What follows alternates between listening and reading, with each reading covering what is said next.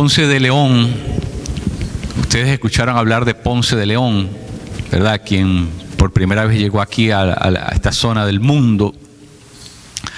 Ponce de León, los indios americanos le dijeron que aquí estaba escondida el agua que producía vida, ¿no? La fuente de la juventud. Y Ponce de León se lanzó a buscar esas aguas, porque le decían, y de donde quiera que le decían, bebía y bebía y bebía, y nunca se puso joven, ¿verdad? Se iba haciendo cada vez más viejo, perdiendo la fuerza, y ¿verdad? La fuente de la juventud, la fuente de la vida, como se le llama, es cuando nosotros venimos a nuestro Señor. Él es quien tiene la vida, Él es quien nos puede impartir la vida. Así que cuando nosotros adoramos, comenzamos a beber de esa fuente de la vida. Cuando nosotros lo adoramos a Él, comenzamos ¿verdad? a regresar a la fuente, al origen de nuestra existencia. Qué maravilloso. Esta mañana estamos en Levíticos, tercer libro de la Biblia, en el capítulo 6. Levíticos capítulo 6. Esta mañana termino la serie que comenzamos sobre la posmodernidad. Ahora mire, estamos capítulo 6 de Levítico, va a aparecer allí en algún momento. Vamos a leer los versos. ¿Lo tiene alguien? Amén. Amado, adelante. Levíticos 6, versículo 9 en adelante. Que les ordenara a Aarón y a sus hijos: esta es la ley respecto al holocausto. El holocausto se dejará arder sobre el altar toda la noche hasta el amanecer, y el fuego del altar se mantendrá encendido. El sacerdote, vestido con su túnica de lino y su ropa interior de lino, removerá las cenizas del holocausto consumido por el fuego sobre el altar y las echará a un lado del altar. Luego se cambiará de ropa y sacará del campamento las cenizas, llevándolas a un lugar ritualmente puro. Mientras tanto, el fuego se mantendrá encendido sobre el altar. No deberá apagarse. Cada mañana el sacerdote pondrá más leña sobre el altar, y encima de este colocará el holocausto para quemar en él la grasa del sacrificio de comunión. El fuego sobre el altar no deberá apagarse nunca, siempre deberá de estar encendido. Palabra de Dios. Ahí está. Gloria a Jesús. Este texto, manténganlo ahí, por favor. Vamos a regresar a eso en un minuto. Esta serie básicamente es ¿qué necesitamos, verdad?, para enfrentarnos a una sociedad, a una cultura rapaz, despiadada, una sociedad envilecida, una sociedad llena de corrupción, una sociedad, ¿verdad? Esa es la realidad en la que nosotros vivimos. Yo creo que nadie aquí puede creer lo contrario. Es decir, no estamos viviendo en tiempos buenos, estamos viviendo en tiempos donde las tinieblas se han abalanzado sobre la tierra y el poder del mal lo vemos latente, lo vemos presente continuamente. Vivimos en una sociedad, ¿verdad?, llena de falsos valores, una sociedad que trata de arrastrar al ser humano hacia el abismo. Vemos como la muerte, la violencia, la agresión, todo eso es parte de la cotidianidad ya de nuestra vida. El ser humano está enconado el uno contra el otro, la destrucción de la familia, vemos la destrucción ecológica, todo parece estar cayéndose en pedazos, todo parece estar viniéndose abajo. Esa es la sociedad en la que nos toca vivir. Tal vez esta sea la última generación que viva sobre el planeta Tierra. No lo sabemos, pero todo, si todo sigue su trend, ¿verdad? Todo sigue la tendencia que lleva. Bueno, no hay que ser un súper estadista o científico para darse cuenta que la cosa no va a aguantar mucho más. La situación no va a dar para más. Estamos viviendo tiempos críticos, difíciles.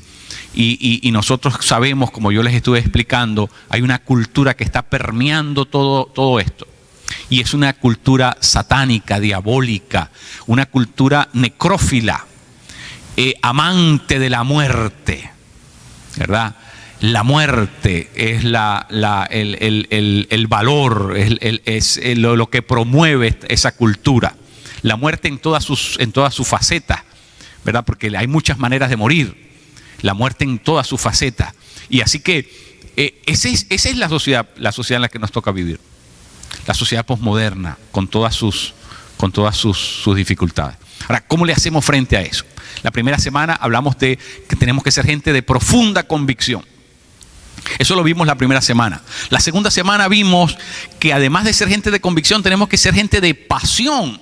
Es decir, gente que está dispuesta a llevar las cosas hasta las últimas consecuencias y, si es necesario, también sufrir por causa de Jesucristo. Tenemos que tener convicción, tenemos que tener pasión. La semana pasada veíamos que había que añadir un tercer componente para poder, ¿verdad?, ministrar a esta sociedad y poder seguir siendo heraldos, testigos, ser bastiones de Dios en medio de esta sociedad. Teníamos que ser gente que amaba, tenemos que ser gente, ¿verdad?, gente del ágape, gente que manifiesta el amor de Dios. Y esta mañana quiero terminar esta serie añadiendo un cuarto elemento.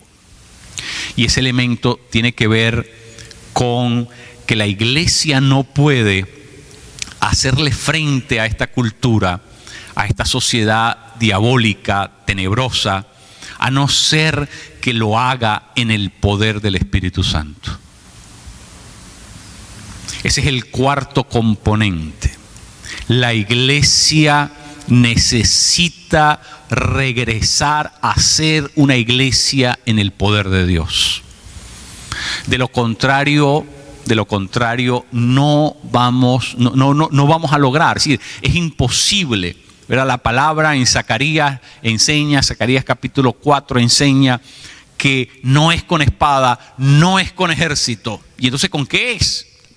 ¿Verdad? La pregunta es, entonces ¿con qué es? Si no vamos a destruir el mal por medio de la fuerza humana, la agresión, la solución por vía de la fuerza, entonces ¿con qué lo vamos a solucionar?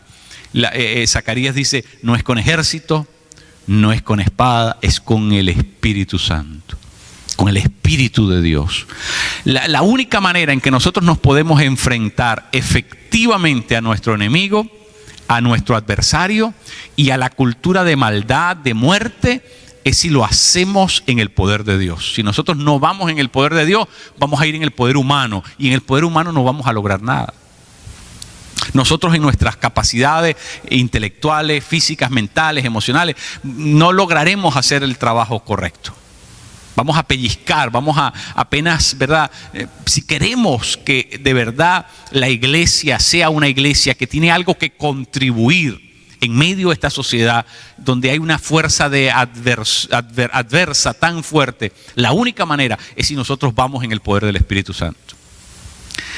Estamos viviendo en tiempos bien complicados. Mantener una familia enfocada en las cosas de Dios sin hacerlo en el poder del Espíritu es una cosa titánica. Mantener un matrimonio en las cosas de Dios en medio de esta sociedad es un asunto titánico. Si el matrimonio, si no somos matrimonios en el poder del Espíritu, mire, las probabilidades de éxito son muy pocas. Porque vivimos en una sociedad que nos trata de arrastrar continuamente a lo que no es. Y trata de erosionar por dentro la relación, las relaciones humanas.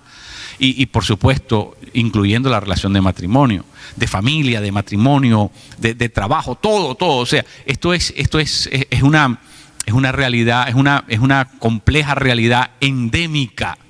Es decir, a todos los niveles. Y entonces, mire, no es casualidad. Usted puede verlo en la palabra, Lucas 4:14. Dice que Jesús fue llevado al desierto por el Espíritu. Fue llevado ahí por el Espíritu. Y el Señor estuvo 40 días y estuvo 40 noches. Y dice la Escritura en Lucas 4:14 que cuando salió de esos 40 días, dice la Escritura, y salió en el poder del Espíritu. ¿Por qué? ¿Por qué era necesario que Jesús, antes de comenzar su ministerio público, saliera en el poder del Espíritu? Mire, Jesús había sido bautizado, Jesús ya había cumplido proféticamente su rol mesiánico. Jesús ya había sido, ¿verdad? Ya la voz del cielo había dicho: este es mi hijo amado, en él me complazco. Jesús ya tenía la licencia para iniciar su ministerio público. Pero Jesús no inicia su ministerio público hasta después de pasar 40 días en el desierto y salir en el poder del Espíritu. Jesús no hizo ministerio sino en el poder del Espíritu Santo.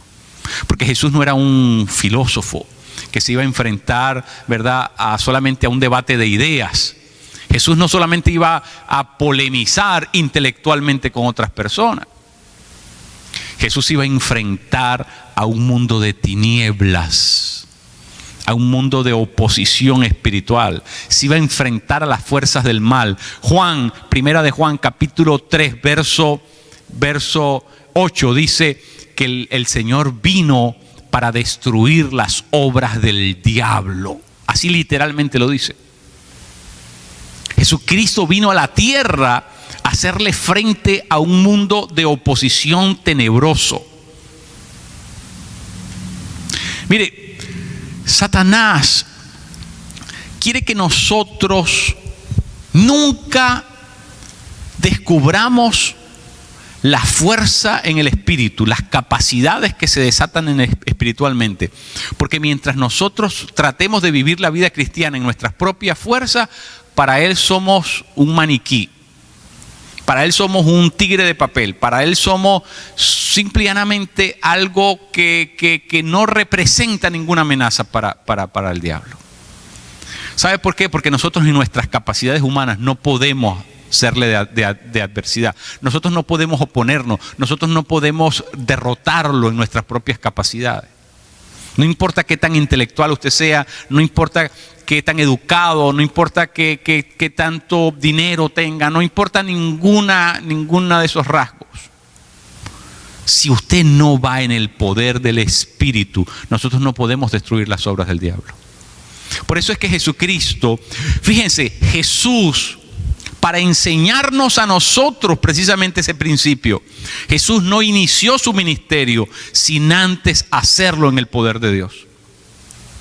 Porque Jesús vino a la tierra en calidad de hijo, representando el poder de Dios, desatando el poder de Dios sobre la tierra. En calidad de Mesías, Jesús tenía que hacer las cosas de tal forma que pudiera servirnos a nosotros de ejemplo. Y por lo tanto, Él no vino en su propia gloria. Jesús vino a representar. ¿Se da cuenta? Porque los hijos representamos. Jesús vino a representar a Dios. Eso es lo que significa ser el Mesías.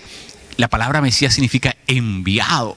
Jesús vino a ser el enviado, el que representa a Dios. ¿Ve? Entonces, por eso nosotros como hijos no podemos representar, no podemos ser enviados a no ser que vayamos en la fuerza de ese que nos está enviando. Yo no puedo representar a Dios en mi fuerza. Nosotros, la iglesia de Cristo, está enviada. Por eso se llama la iglesia apostólica. La iglesia, ¿por qué se habla de que la iglesia es apostólica? La iglesia es apostólica porque la palabra apóstol significa uno que es enviado. Y si nosotros somos enviados como iglesia, nosotros somos enviados y alguien tuvo que enviarnos, porque usted no se envía a usted mismo. Para que la palabra se pueda utilizar, tenemos que haber sido enviados por alguien. Y ese que nos envió es el que nos da autoridad, el que nos da el poder para que lo podamos representar a Él. Mire, yo no me puedo aparecer en una corte representando a Amado si Amado a mí no me da un papel, ¿verdad? Un poder, se llama poder en el mundo legal, un poder firmado donde Él me autoriza a que yo lo represente ante el juzgado. ¿Ve? Ese poder me acredita a mí a representarlo a Él. Así que yo no me voy a representar a mí mismo, yo voy a tomar el lugar de Él porque Él me está permitiendo que así sea. Bueno, eso es lo que Dios ha hecho con la iglesia. Dios le ha conferido a la iglesia representarlo a Él aquí en la tierra. Y por lo tanto yo no puedo representarlo a Él a no ser que me haya sido concedido un poder. Y la demostración de que yo no me represento a mí mismo es que yo puedo demostrar que tengo ese poder. Si la iglesia no trabaja en el poder del Espíritu, la iglesia se está representando a sí misma y no al poder que lo envió. La iglesia de Cristo tiene que enfrentarse a los grandes retos de la posmodernidad. Esto es una sociedad diabólica, queridos. Es un error garrafal pensar que esto, de que esto es algo que surge por simple generación espontánea, que esto es algo que en 100 años va a cambiar y va a ser. Créame, la sociedad como está estructurada, los poderes, lo que se mueve detrás de todo esto es diabólico. Son fuerzas diabólicas las que están activadas y las que están interviniendo y las que operan. Y si nosotros, la iglesia de Cristo, ignoramos eso, nos vamos a dar un cantazo contra la pared, no vamos a poder levantarnos de ahí. Porque no es en nuestra fuerza, no es en nuestra sabiduría, no es en nuestra propia capacidad, no es en nuestro fuero humano, es en el poder de Dios la única manera en que nosotros podemos oponernos y derrotar en el nombre de Jesús, destruir, como dice la Escritura, las obras del diablo. Mire, cuando Nicodemo vio a lo que Jesús hacía, Nicodemo fue a ver a Jesús. Ustedes recuerdan el encuentro que existe entre Nicodemo. Nicodemo era un principal en la sinagoga, era un fariseo, conocía la Escritura. Era una persona bien, digamos, formada y conocía que el Mesías tenía que tener unas características particulares. Y entre las cosas que Nicodemo le dice a Jesús es: yo sé que tú vienes de parte de Dios, porque nadie puede hacer lo que tú haces sin que venga de parte de Dios. ¿Qué es lo que está diciéndole? Tú no estás aquí representándote a ti mismo, tú vienes de parte de Dios. Lo que tú haces sería imposible hacerlo si tú no vinieras en el poder de Dios.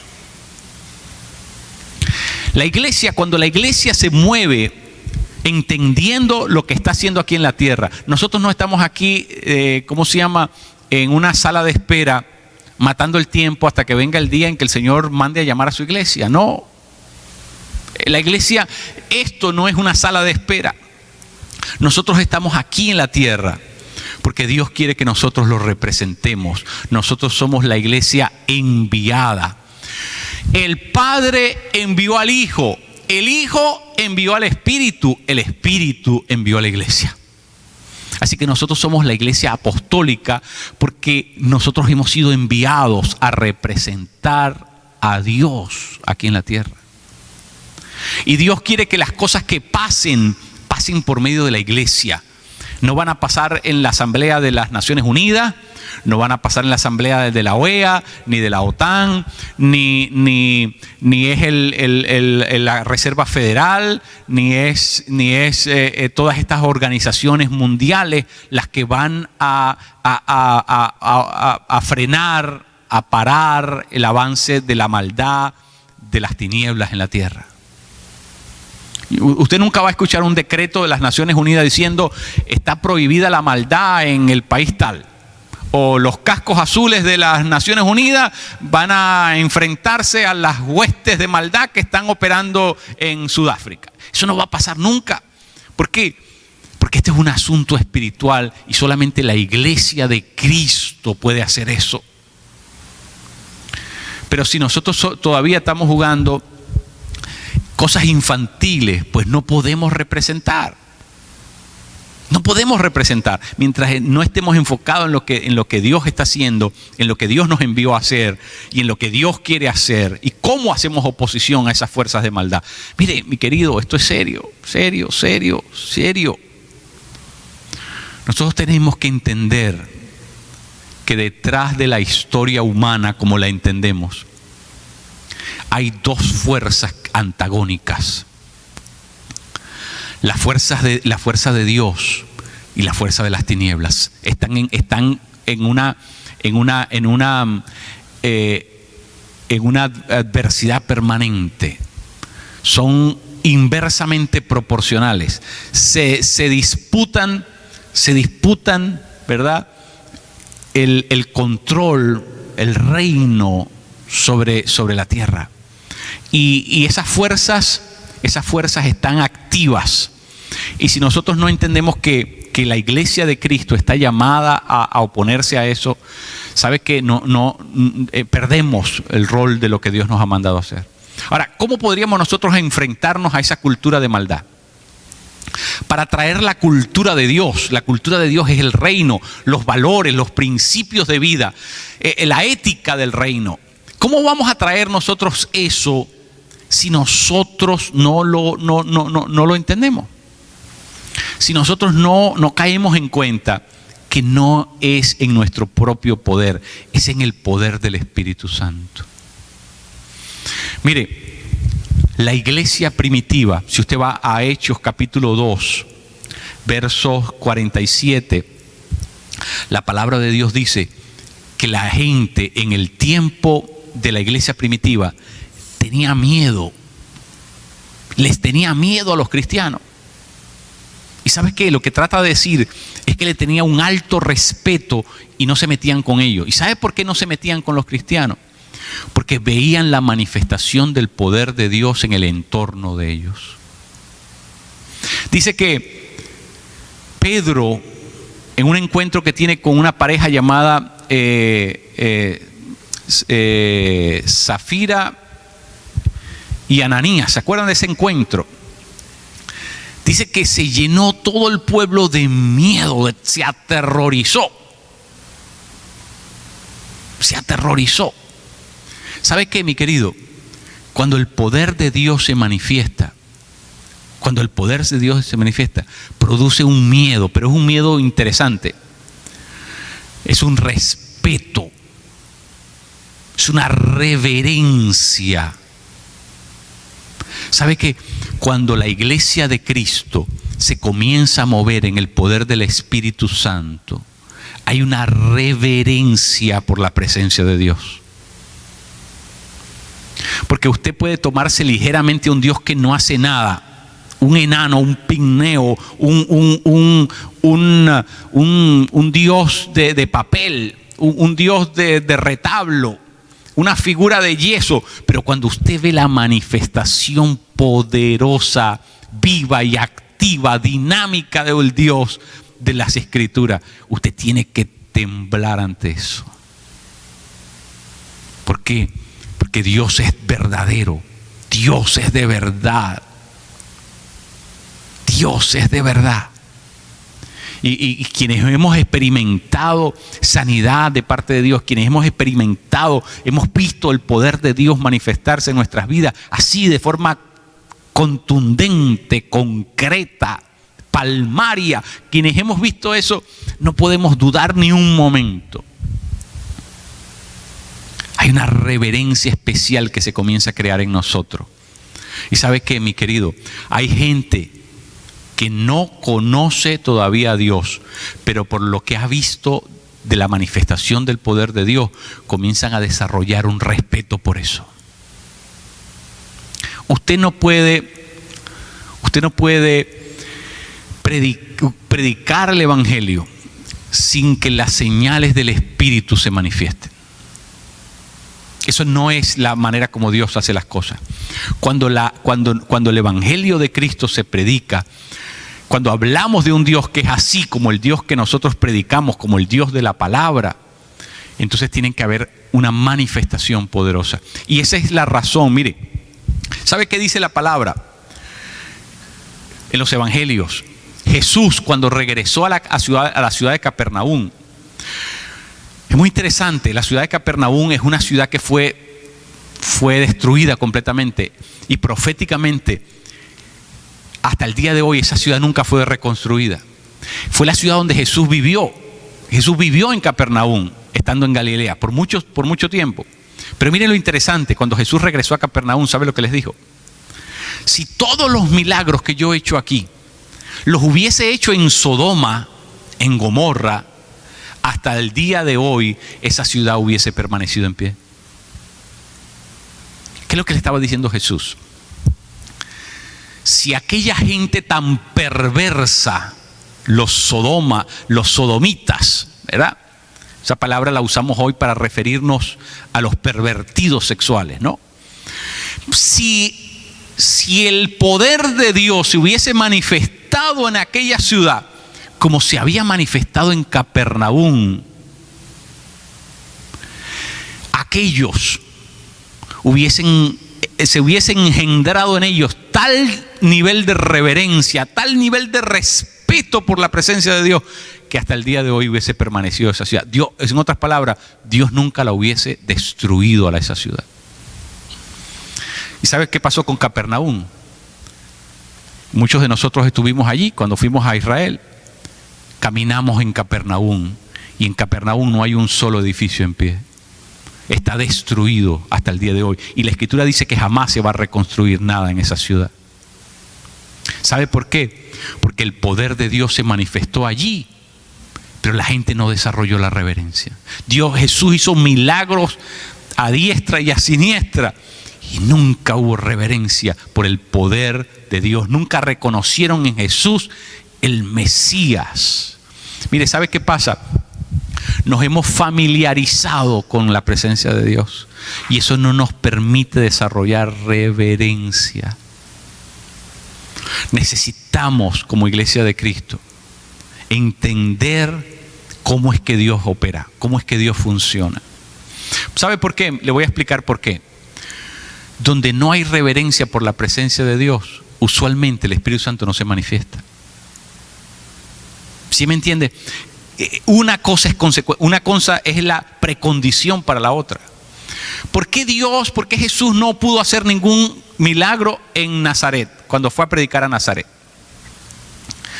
Porque dice que cuando se presentó en la sinagoga de Nazaret y comenzó a abrir el libro de Isaías y comenzó a hablar y dijo, todo esto se ha cumplido en mi persona. Isaías 61.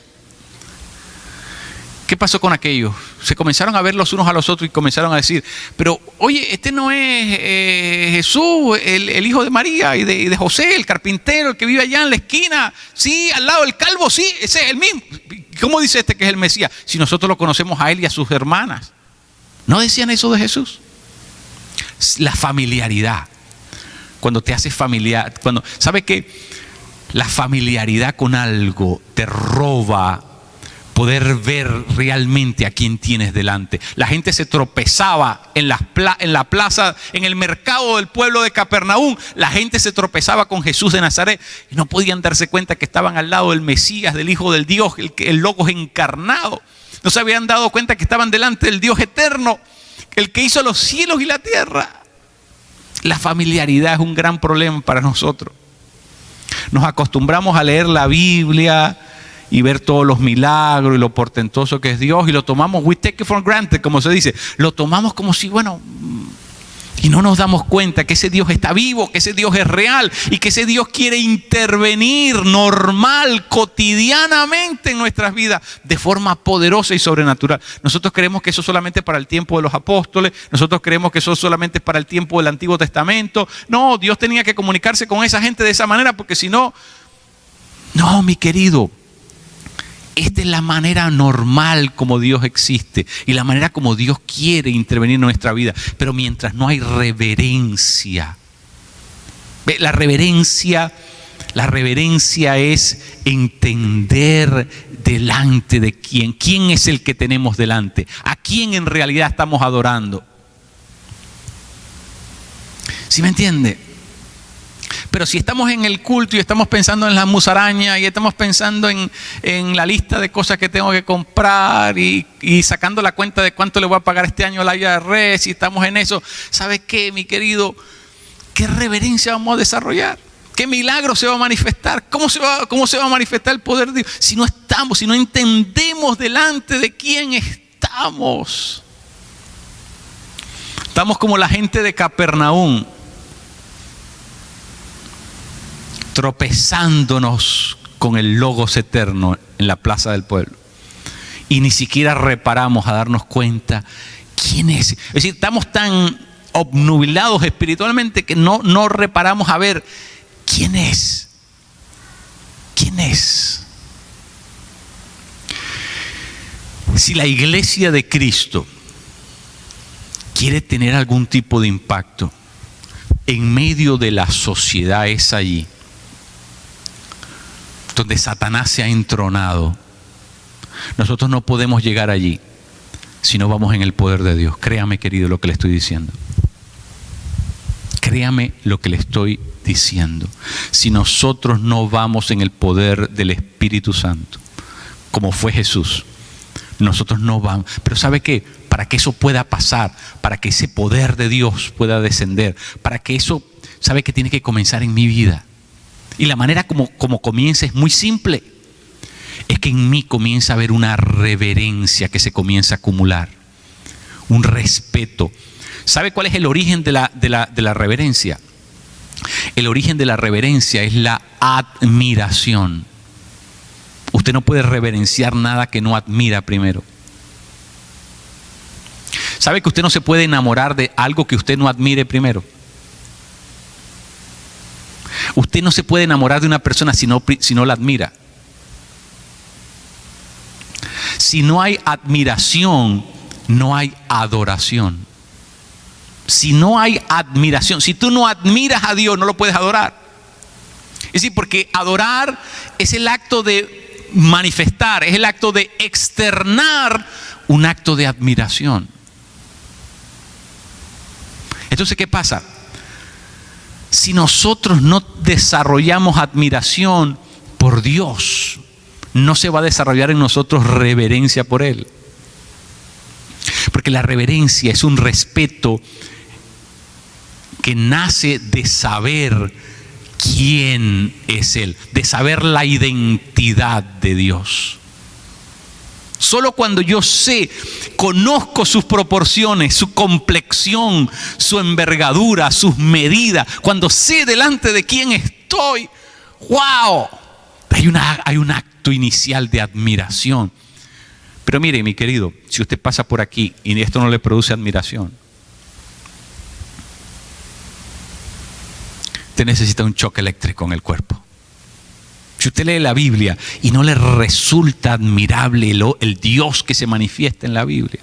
¿Sabe lo que decía Karl Barth, el teólogo más importante del siglo XX? Karl Barth decía: la primera condición para ser un gran teólogo es admirarse de Dios al leer la Biblia.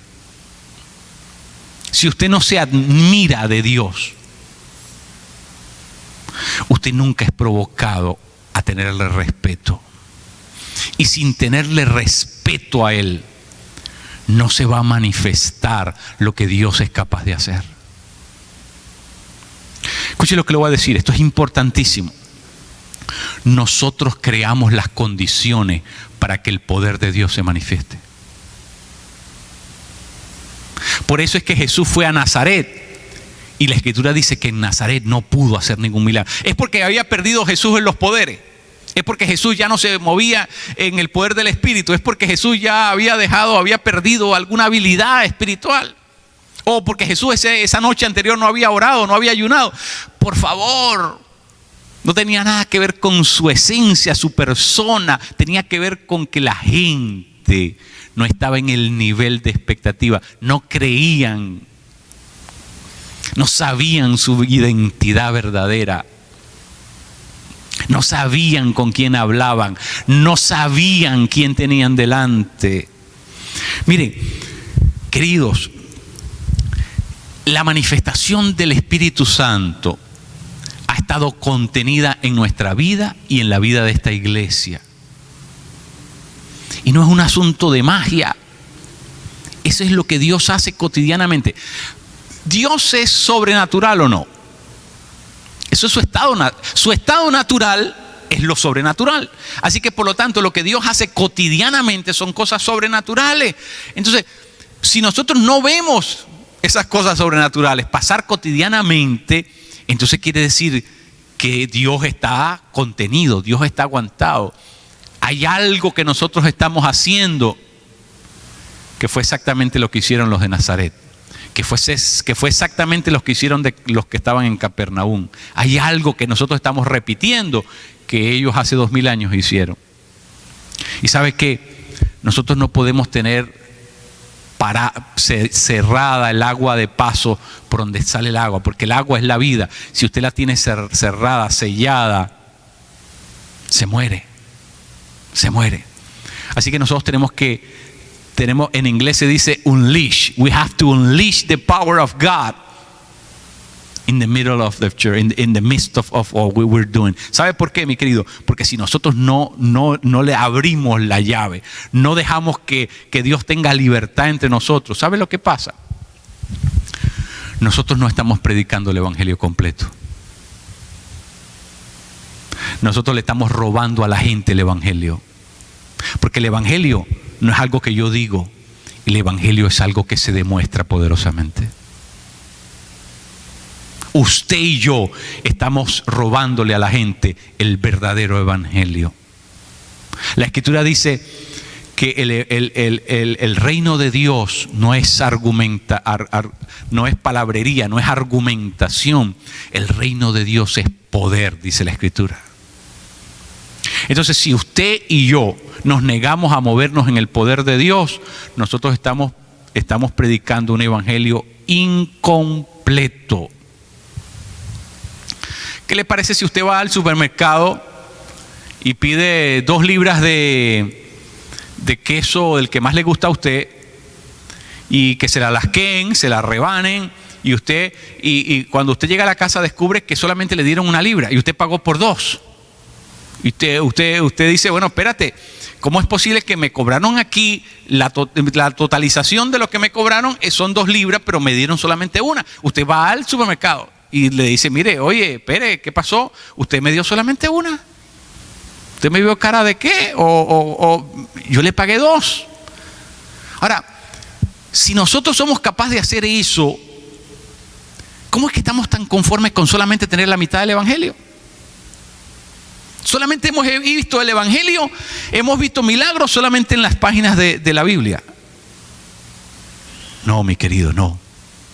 Ese evangelio está incompleto. El evangelio de Dios es que Dios está continuamente mostrando, revelando, compartiendo lo que Él es con nosotros. Y sabe que esa gente allá afuera, ¿sabe cuál es uno de los rasgos de la posmodernidad del día de hoy? Escuche lo que le voy a decir, esto es importantísimo. Uno de los rasgos principales de la cultura posmoderna es que tienen un apetito por las cosas sobrenaturales. 2 de cada 3 películas que se pasan en Hollywood tienen contenido sobrenatural. La gente, la nueva era crece desproporcionadamente como la religión de la posmodernidad, porque en la nueva era se explota todo lo que tiene que ver con lo místico, mágico, esotérico, con lo paranormal, todo eso. Y por eso hay un apetito en la gente posmoderna por las cosas sobrenaturales. Ahora, si lo verdadero sobrenatural no lo manifiesta la iglesia, ¿sabe dónde se va a ir la gente a buscar todas esas cosas? Al santero, al espiritista, al que tira las cartas, la cartomancia, la quiromancia, al que lee las manos, a toda esta cantidad, todo este mundo de brujería, de ocultismo. Ahí es donde se va a ir la gente, porque cuando la gente tiene apetito por algo, tiene que matar su curiosidad de alguna manera y va a terminar allá. Porque en la iglesia no se está manifestando nada sobrenatural. Entonces la gente nos descarta. La gente dice, bueno, ¿Sí me entiende? Si nosotros queremos entrar en esta cultura, tenemos que ir en el poder de Dios. Y cuando nosotros vamos en el poder de Dios se va a manifestar. Es lo que Dios hace naturalmente. Lo que Dios hace naturalmente es manifestarse sobrenaturalmente. Entonces, los milagros ya no son cosas de cruzada. Son cosas que tienen que pasar cotidianamente en la vida de la iglesia. Pero ¿sabe por qué no están pasando? Porque nosotros hemos perdido admiración. Y al perder admiración, hemos perdido reverencia. Y al no tener reverencia, Jesús no manifiesta su poder. Jesús no manifiesta. ¿Sabe lo que pasó con Israel? Los israelitas nunca desarrollaron reverencia por Dios. ¿Y sabe lo que pasó? Dios en el Antiguo Testamento hizo milagros a la derecha y a la izquierda. Bueno, 7 plagas en Egipto, les abrió el mar en 2 pedazos, de la piedra sacaba agua, 20,000 milagros hizo Dios en el desierto, y sabe que ninguno de esos entró en la tierra prometida. Porque cuando no hay reverencia por el poder de Dios, por la manifestación de Dios, por la presencia de Dios, nada de eso sirve. Así que, mi querido, usted y yo tenemos que regresar a lo más simple y lo más básico. Tenemos que regresar a poner nuestras vidas en orden con Dios. ¿Para que el poder de Dios tenga libertad en nosotros. Para que el poder de Dios comience a manifestarse de forma espontánea en nuestra vida. Y no es que usted sea el pluscuamperfecto, ni el berricérrimo, ni la última Coca-Cola del desierto, ni el más santo de todos los varones que hay sobre la faz de la tierra. No estoy pidiendo nada de eso. Lo único es que nosotros tenemos que vivir en las cosas de Dios. Tenemos que vivir enfocados en las cosas de Dios. Y tenemos que apartar nuestras vidas para... Esa es la reverencia, cuando yo sé que todo le pertenece a Él. Todo es de Él. Y lo consagro. Y en mí hay la expectativa permanente de que el poder de Dios se va a manifestar. Eso es importantísimo, que nosotros tenemos que desarrollar eso. Mire, el texto de hoy dice: no dejen morir el fuego en el altar. Esa es la orden que Dios da en el capítulo 6 de Levítico. No dejen bajo ninguna circunstancia morir el fuego en el altar. El fuego del altar tiene que estar cocinando, tiene que estar quemando permanentemente. ¿Qué dice en el Nuevo Testamento? En 1 Tesalonicenses 5:19, ¿qué dice? ¿Sabe lo que dice? Dice: no apaguen al Espíritu. En el Antiguo Testamento, el altar estaba en el templo. El templo era un edificio físico. Hasta ahí todos estamos claros. O sea, el altar estaba en el templo y el templo era un edificio. Pero en el Nuevo Testamento, ¿cuál es el edificio? En el Nuevo Testamento el edificio somos nosotros. Nosotros somos el templo de Dios. Ahora, ¿dónde está el altar entonces? En el Nuevo Testamento. En nosotros. Y mira, el principio es el mismo. No dejes apagar el fuego. Ese fuego tiene que estar ahí día y noche. Y tiene que haber un ofertorio permanente de sacrificios en ese altar. No el domingo en la mañana, no. Un ofertorio permanente de sacrificio en ese altar, y por lo tanto ese fuego tiene que estar ardiendo todo el tiempo en tu vida. No apaguen al Espíritu, dice Pablo. No apaguen al Espíritu. Necesitamos meterle fuego a nuestra vida. ¿Sabe por qué? Porque nosotros, mientras estemos así, alicaídos, taciturnos, cabizbajos, melancólicos, deprimidos, escleróticos, mire, mi querido, así no sacamos ni demonios de un cuerpo. ¿Qué demonio se va a espantar cuando nos ve a nosotros con necesidad más bien de que Dios haga algo en nuestra vida? ¿Sí me entiende? Necesitamos el fuego de Dios arder en nosotros. Necesitamos regresar a una vida a una vida plena en el poder del Espíritu Santo. Jesús, que es el Hijo de Dios encarnado, la segunda persona de la Santísima Trinidad, Jesús que es el Logos eterno, Jesús de Nazaret, si Él no se atrevió a hacer ministerio sin el poder del Espíritu, ¿quiénes somos tú y yo para hacer ministerio sin el poder del Espíritu? Tenemos que regresar a eso, mi querido. Mire, Dios quiere hacer cosas maravillosas por medio de su iglesia, por medio de su pueblo. Quiere que tú, en donde quiera que estés, en tu casa, en lo más doméstico de tu casa, tú puedas ejercer el poder de Dios. Y cuando el enemigo se te trata de meter, trata de minar tu vida familiar, tu vida de pareja, cuando el enemigo trata de sabotear tus negocios, tú te puedas parar en el nombre de Jesús y destruir las obras de Satanás. Él te ha dado autoridad en el Espíritu, Él te ha dado el Espíritu Santo que vive en ti. ¿Entiendes? Entonces, tenemos que preocuparnos por una cosa. Tenemos que preocuparnos porque el fuego en nuestro altar vuelva a encender.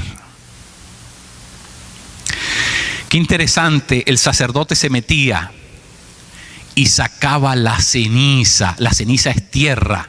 Y si usted deja mucha la ceniza ahí por mucho tiempo, entonces ya la madera no quema igual.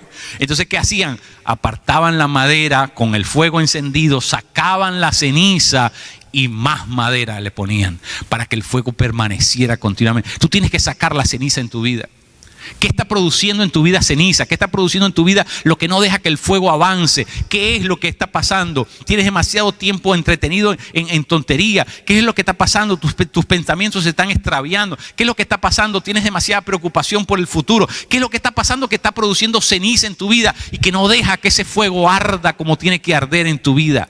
¿Ve? Tenemos que hacernos conscientes, sacar eso de allí y meterle más leña. Fuego, que no baje nunca el nivel del fuego. ¿Sabes para qué? Porque en la medida en que nosotros nos apasionamos por las cosas de Dios y comenzamos a tomarnos en serio lo que la palabra dice, como si fuéramos niños, sin dudarlo, sin cuestionarlo, solamente en obediencia simple y sencilla a Dios, vamos a ver grandes cosas.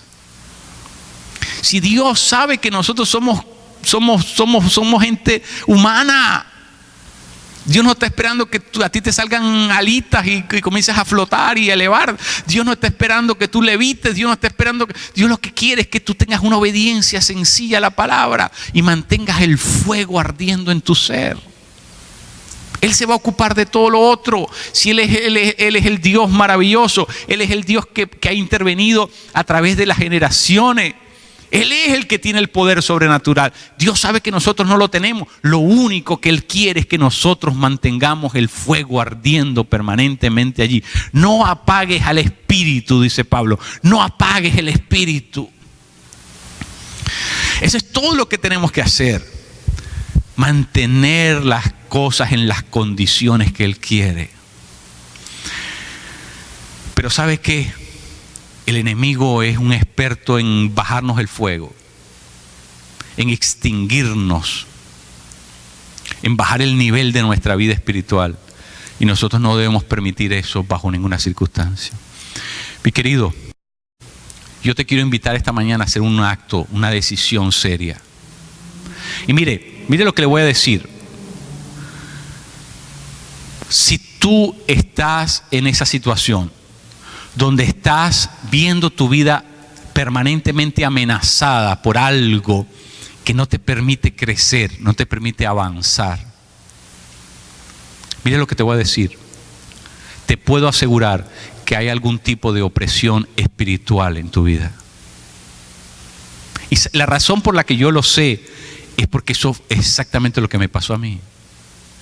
No te lo estoy diciendo porque lo sé, porque fue exactamente lo que me pasó a mí. Esta semana tuve una visita muy interesante. El día martes yo estaba acá en la iglesia y uno de mis estudiantes en el seminario pasó por aquí.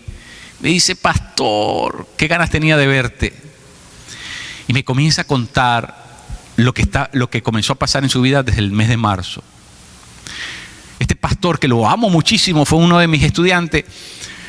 Este pastor me comienza a contar su vida pálida y descolorida como era, y me identifiqué tanto con él, porque él decía: pastor, cuando llegaba el día domingo yo no quería ir a la iglesia.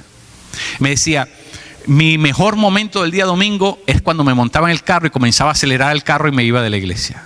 Ese era su mejor momento del día domingo. Y yo viví tantos años eso mismo. Mi peor día de la semana era el día domingo. Cuando yo llegaba a mi casa era comenzar a llorar. Yo comenzaba a hacer una autopsia del sermón, lo que dije, lo que no dije, por qué lo dije. Y el diablo me tenía en la mente, me estaba atormentando en la mente. Yo estuve así de cerca de dejar el ministerio. Todas las semanas, por muchos años, era exactamente lo mismo. Era una tortura espiritual. Un día ese espíritu comenzó de nuevo a agitarse y yo me moví de la sala a la oficina de mi casa. Porque yo sabía que iba a comenzar el mismo rito de todas las semanas y me iba a poner a llorar desconsoladamente. Y en ese momento, un momento de desesperación, yo le dije: Señor, ayúdame, manifiéstame una señal. Fue las palabras que yo le dije a Dios. Y en ese momento, créanme querido, un peso se levantó de mi cuerpo. Literalmente, un peso se salió de mi cuerpo. Y las gotas de lágrimas que estaban por salir de mis ojos nunca salieron. Es impresionante cómo el poder de Dios se manifestó en mi vida en ese momento. Y en ese momento yo supe que había estado por muchos años bajo una opresión espiritual que no me permitía crecer en las cosas de Dios. Y lo que me contó ese pastor esta semana es exactamente lo que yo estaba viviendo. Yo tenía la boca abierta porque todo lo que él describía era exactamente, ¿sabe por qué le digo lo que le estoy diciendo? Porque lo sé que es así, es una opresión espiritual. Si tu vida no puede salir de ese hoyo espiritual, hay una opresión en el espíritu, hay una asignación diabólica sobre tu vida y tienes que romperla espiritualmente en el nombre de Jesús. Es diabólico. Satanás no quiere que el fuego arda en tu altar. Satanás no quiere que tú seas un instrumento del poder de Dios. Satanás no quiere que la iglesia se mueva en el poder del Espíritu Santo, porque Satanás sabe que nosotros somos una gran amenaza cuando vamos en el poder de Dios. En nuestro poder, Satanás se burla de nosotros. Si nosotros vamos en nuestra fuerza, Satanás se da una carcajada con nosotros. Pero cuando nosotros vamos en el poder del Espíritu Santo, Satanás tiene que retroceder. Porque las Escrituras dicen eso, que nosotros, la iglesia, avanza contra las puertas del Hades. Tenemos que ir en el poder de Cristo. ¿Sabe qué, mi querido? Usted tiene que violentarse. Dice que el reino de los cielos es para los violentos. Usted tiene que hacer un acto de violencia y decir: no me aguanto más a este. Me levanto en el poder de Dios contra toda fuerza diabólica. Usted tiene que cansarse. Usted tiene que indignarse en el espíritu y decir: no más. Yo me levanto en el poder de Dios porque soy un hijo de Dios. Nos ponemos en pie en este momento. Vamos a hacer un compromiso con el Señor esta mañana. Dígale: Señor, repita conmigo: Señor, yo te necesito en mi vida.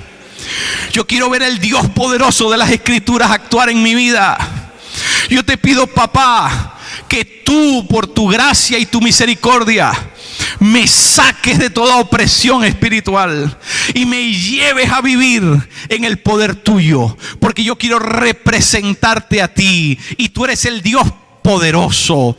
Yo quiero representarte a ti y tú eres el Dios que hizo los cielos y la tierra. Yo quiero ser un instrumento tuyo para tocar la vida de gente con tu amor, para tocar la vida de gente con tu poder. Yo te pido, Señor, dame una oportunidad.